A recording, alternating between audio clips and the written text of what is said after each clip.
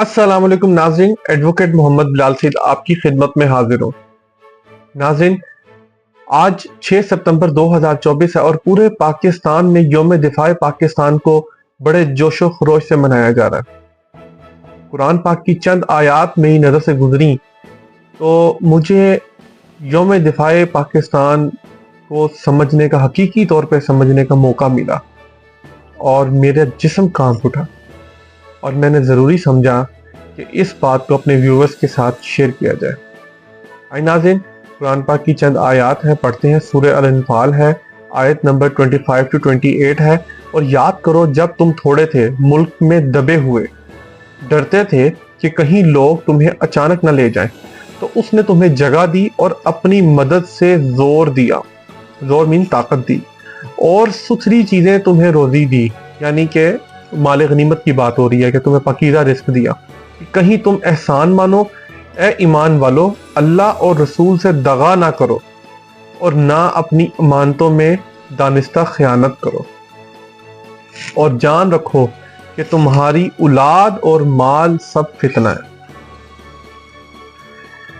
عزیزان گرامی، آپ نے یہ آیات سنی، اس کے اندر بیسیکلی جب آپ صلی اللہ علیہ وآلہ وسلم ہجرت کر رہے تھے مکے سے مدینہ، اس واقعے کا ذکر کیا جا رہا ہے کہ جب آپ وہاں سے یاد کریں اس دن کو، کہ جب آپ لوگ کمزور تھے، آپ کو ڈر تھا کہ کفار آپ کو لے نہ جائیں، اور مسلمان طاقت میں بہت کم تھے۔ پھر اللہ تعالیٰ نے، آپ نے جب مدینہ ہجرت کی، اللہ تعالیٰ نے آپ کو ملک دیا، یعنی کہ ریاست دی، ریاست دینے کے بعد آپ کو وہاں پہ طاقت دی۔ پھر مسلمان جب اپنے زور میں آئے تو ان کو طاقت دی، پھر ان کو پاکیزہ رزق دیا، مال غنیمت دیا، پاکیزہ رزق دیا۔ ناظرین، بڑی ایک انٹرسٹنگ سی بات ہے، آپ یہ سارا سینیریو دیکھیں گے نا تو آپ کو ایسے لگے گا جیسے یہ پاکستان کے بارے میں بات ہو رہی ہے۔ قرآن پاک چونکہ رہتی دنیا تک یہی رہنا ہے، تو تمام تر حالات میں یہ ایڈجسٹ ہوتا ہے۔ ہم اگر دیکھیں کہ ہم جب ہندوستان میں تھے تو مسلمان بہت کمزور تھے، ہر وقت خوف اور ڈر تھا کہ کہیں سے کوئی کافر، کوئی سکھ، کوئی یہودی، کوئی فٹ سوا کوئی ہندو آ کر ہمارے جو اپنا جان و مال کا جو تحفظ تھا وہ نہیں تھا۔ تو پھر اللہ تعالیٰ نے ہمیں ایک ملک دیا، اس ملک کے اندر پھر ہم آئے اور پھر ہم نے بڑی قربانیاں دی۔ قربانیاں دینے کے بعد جب ہم اس ملک میں آئے تو پھر اللہ تعالیٰ نے ہمیں فوج کی صورت میں زور دیا، پھر اس کے بعد ہمیں رزق دیا۔ اس ملک کے اندر 4 موسم دیے، اناج دیے، سبزی دی، دودھ دیا، ہر طرح کی نعمتیں جو قدرتی نعمتیں ہیں ان سے اس ملک کو مالا مال کیا اور ہمیں دیے، اور اللہ تعالیٰ کہتا تم شکر نہیں کرتے۔ اچھا، یہ تو ہوگی ایک بات۔ اگر آپ اس پس منظر میں رکھتے ہوئے آپ پاکستان کے حالات دیکھیں تو آپ کو بالکل سمجھ آئے گا کہ یار یہ یعنی کہ اللہ، ایسے لگے گا جیسے اللہ تعالیٰ انہی حالات کے بارے میں بات کر رہا ہو۔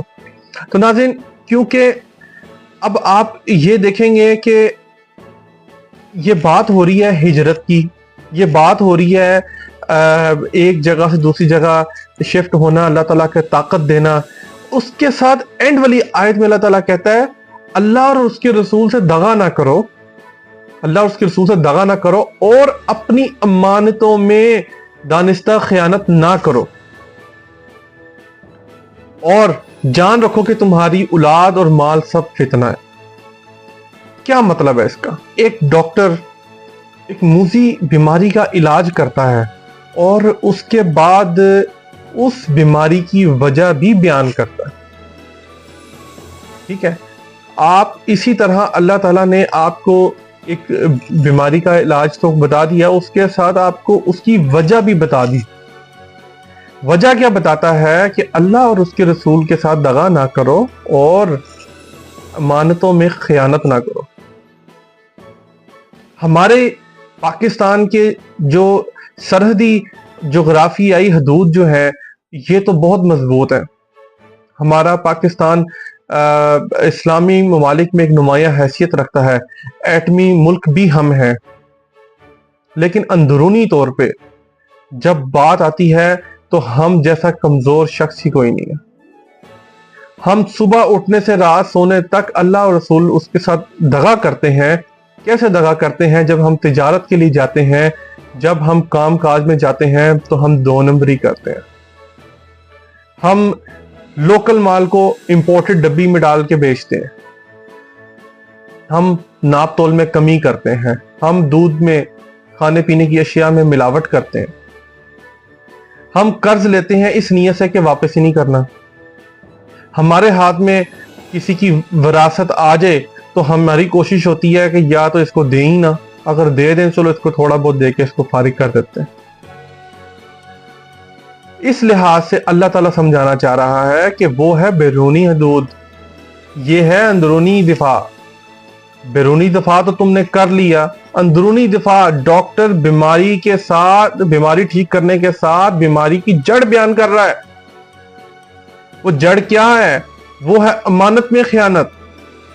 عزیزان گرامی، مجھے ایک حدیث یاد آ گئی. آپ صلی اللہ علیہ وآلہ وسلم نے فرمایا کہ امت میں سب سے پہلے جو چیز اٹھے گی وہ امانت ہوگی، اور سب سے آخر میں جو اٹھے گی وہ نماز ہوگی. آج ہم گلی محلے چوک چوراہے میں دیکھیں، ہمیں مسجد ملیں گی، تکبیر اولا کے ساتھ لاکھوں کروڑوں لوگ نماز ادا کرتے بھی نظر آئے. جوک تر جوک لوگ نماز ادا کر رہے ہیں. لیکن آپ دیوا لے کر گلی گلی چوک چوک جرائے چرائے میں گھومیں، آپ کو امانت دار شخص نظر نہیں آئے گا. امانت کا مطلب یہ نہیں ہے کہ کوئی پیسے دے تو وہ آپ اس میں پیسے آپ رکھنے ہیں. آپ کسی کو مشورہ غلط دیتے ہیں، یہ بھی امانت میں خیانت ہے. آج کل ہم ہر گھر میں دیکھیں، ہر دوسرا بندہ اپنے جو کمپیٹیٹر ہے اس کو غلط مشورے دے رہا ہے. ہر بندہ کہتا ہے یار ایسے تو کام چلنا نہیں ہے، کام اس طریقے سے چلنا ہے. ہر بندہ جو ہے مسجدیں بنوائی جا رہا ہے، مسجدوں کی تعمیر ہوئی جا رہی ہے، کروڑوں روپیہ کھائی جا رہا ہے. اس کے بعد بھائی صاحب یہ ربیع الاول کا مہینہ چل رہا ہے، اینڈ پہ جا کے ایک محفل میلاد کرائیں گے اور ٹائٹل لگائیں گے عاشق رسول کا. تو جناب صاحب جو کروڑوں روپیہ کھایا، جو وراثتیں دبائی ہیں، جو امانتیں ہڑپ کی ہوئی ہیں، جو لوگوں سے وعدے نوید کر کے وہ پورے نہیں کیے جا رہے، جو لوگوں کو اپنے پیچھے لگایا ہوا ہے اور کہتے ہیں ہم بڑے فنکار ہیں، یہ ان لوگوں کی بات ہو رہی ہے. یہ ہمارا اندرونی دفاع اس حد تک کمزور ہو چکا ہوا ہے. تو سرکار نے فرمایا کہ امانتیں پہلے اٹھ جائیں گی اور نمازیں سب سے آخر میں. تو نمازیں تو ہم ٹکا کے پڑھ رہے ہیں، اور جو ہماری امانتوں کا حال ہے وہ ہمارے سامنے ہے. ناظرین، ہم نے امانت میں خیانت کا ٹرینڈ بنا لیا. ہم جب بچہ پیدا ہوتا ہے اس کی ٹریننگ ہی ایسے کرتے ہیں کہ تم نے کیسے امانت میں خیانت کرنی ہے. کوئی بچہ جاب پہ جاتا ہے تو اس کو پہلے ٹریننگ دی جاتی ہے کہ تم نے کسی کو کچھ نہیں کہنا، جو ہو رہا ہونے دو، تم اپنا کام کرو، اور آہستہ آہستہ وہ بھی اسی راہ میں لگ جاتا ہے. کاروبار کرنے جاتے ہیں تو ابا جی پہلے ہی بتا دیتے ہیں کہ بیٹا اس کام میں یہ 2 نمبری ہیں، ناپ تول اس طرح سے کمی کرنی ہے کہ کلائنٹ کو، کسٹمر کو پتہ بھی نہیں چلے گا.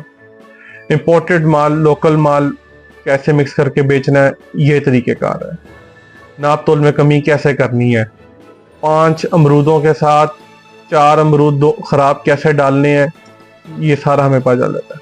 الغرض میں بڑا حیران بھی ہوا کہ کیسے اللہ تعالیٰ نے ایک لائن کے اندر زندگی گزارنے کا آپ کو طریقہ کار بتا دیا. اندرونی دفاع کیسے مضبوط کرنا ہے آپ کو ایک لائن میں بتا دیا، بس سمجھنے کی بات. پھر ہم کوئی فرق نہیں پڑتا، ہم لوگوں نے وہی کام کرنا جو ہم کرتے تھے. ہمیں بیرونی دشمنوں سے زیادہ اندرونی دشمنوں کا خطرہ ہے. ہم نے ساری 2 نمبریاں کر کے پھر ہم نے کہنا ہائے ہماری اولاد ہماری نافرمان ہو گئی ہے، ہماری اولاد کامیاب نہیں ہو رہی، ہمارے گھر میں سکون نہیں ہے، پریشانی ہے، مال میں برکت نہیں ہے، اور جب تک میں دوائی نہ کھاؤں مجھے نیند نہیں آتی، میں بلا وجہ ہر ٹائم ایک ڈپریشن میں رہتا ہوں. تو بھائی چھوڑ دو نا.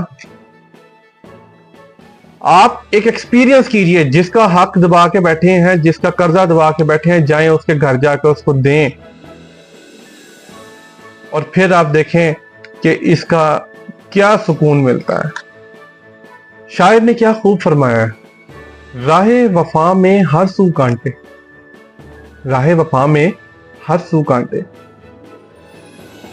دھوپ زیادہ چھاؤ کم،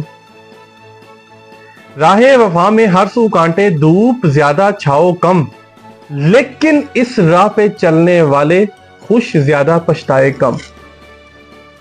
آئے وعدہ کرتے ہیں اللہ تعالیٰ سے، آئندہ دو نمبری نہیں کریں گے، ملاوٹ نہیں کریں گے، فراڈ نہیں کریں گے، حق نہیں دبائیں گے، قرضہ واپس لوٹائیں گے، وراثتیں واپس لوٹائیں گے، ہر ایک کو اس کا حق ادا کریں گے، اور اللہ کی رحمت سے امید لگائیں گے۔